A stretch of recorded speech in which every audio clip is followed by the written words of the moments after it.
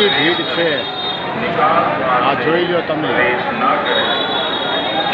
તમે એવું માનતા હોવ કે ઉમરલાખ થશું, ઘટપણ આવશે ત્યારે રામના દર્શન કરવા જશું તો એ ખૂબ જ અશક્ય છે, કારણ કે આ ભીડમાં ઉંમરલાયક વ્યક્તિઓને ઊભા રહી અને દર્શન કરવા ખૂબ જ મુશ્કેલ કામ છે।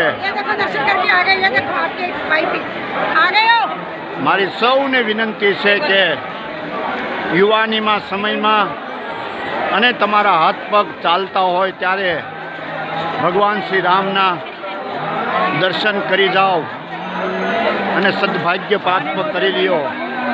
પછી ઉંમર વહી જશે ત્યારે આપણે દર્શન કરવા હશે તો પણ દર્શન નહીં થઈ શકાય। અમે તો ખાસ મારા અહીંયા કોંગ્રેસના મિત્ર અને મિલિટરીના સહયોગથી છેલ્લા 3 દિવસથી શાંતિમય દર્શન કરી રહ્યો છું।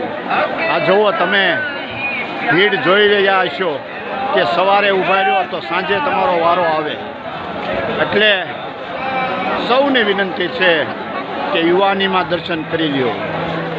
જય શ્રી રામ।